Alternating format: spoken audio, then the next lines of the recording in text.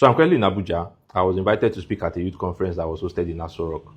Now, I posted it on my Instagram stories, and a couple of people have been asking me for my speech that want to hear what I said. I don't know if it was recorded, but I'll just quickly go over what I said.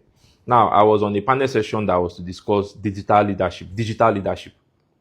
Basically, they've identified that social media has created a new set of influencers, activists. How do we manage these people? How do we manage this space?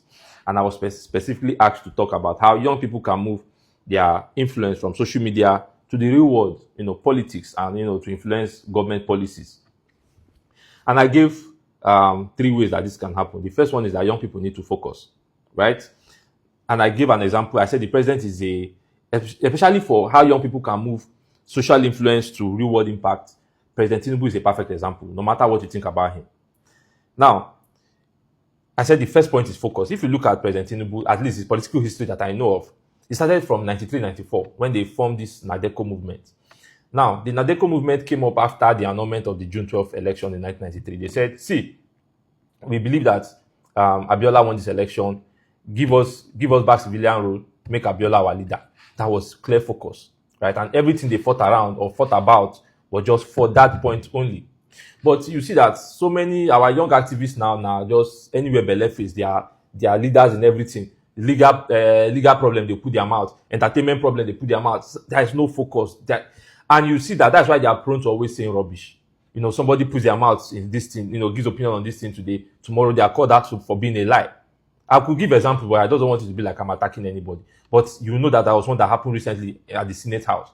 So that is the thing. When you just jump around without giving yourself enough information, then you're prone to, misusing your influence. Because by the time you make mistake once or twice, people realize that, this person is just human after all.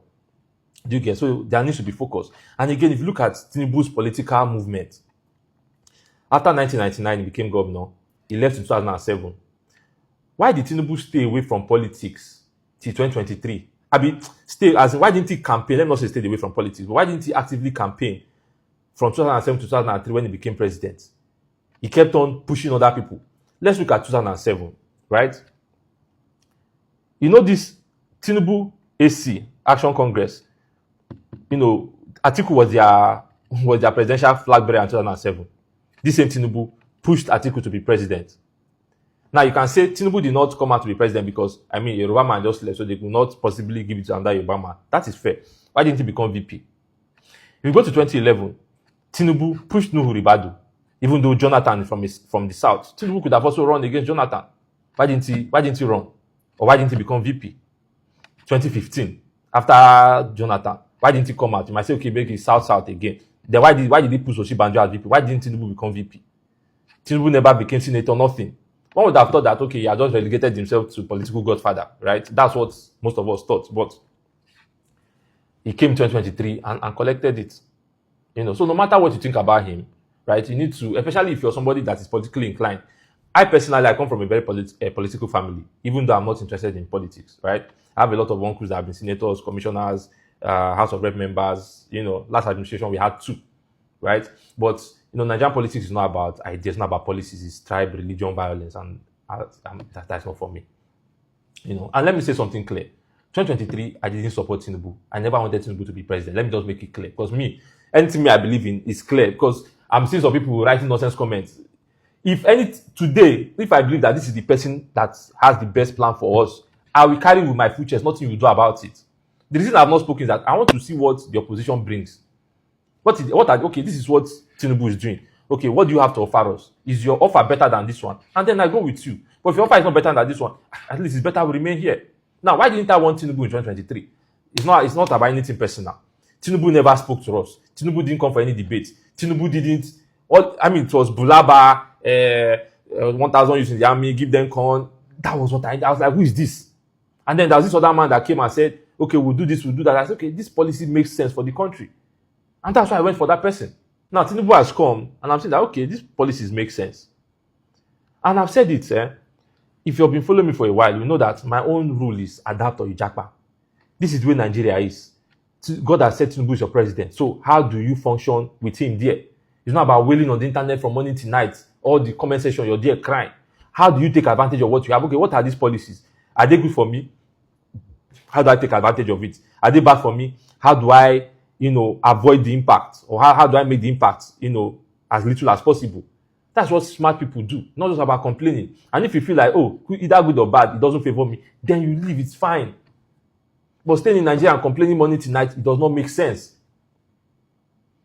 Right? Oh, I've lost my thoughts. Anyway, I said the first thing that young influencers need to do, or digital leaders need to do, is to have a focus. Be known for one thing or a few things, and then push for it. There's a perfect example, but I don't want to call anybody's name. But there's somebody that is doing it right, or doing it well right now. The second thing I said is, they need to move that influence from social media, not just talking on social media, to actually creating movements offline. And not just about protests, right? You have NGOs, you have civil movement, civil education movement, like going around to actually educate people, have meetings, strategize. Like I said, there's somebody doing it, but I just want to mention that person's name, right? But the person is not being focused. The person is focused, but he has now been aligning all these other people, all these I call them professional activists. He's now aligning these professional activists to derail him. But this person, at the beginning, he had the focus, and he went on ground and he was doing the right thing. But I don't want to mention his name. And I finally said they need to collaborate with other professionals. Like now, if you see that, like I said, the NADECO movement, there was a focus. They came on ground. There was pressure groups, protests, meetings, everything.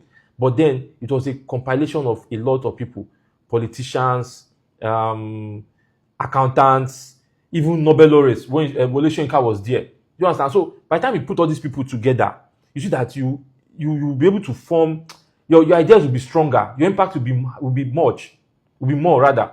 But the problem with our activists today is, oh, I'm the holiest one.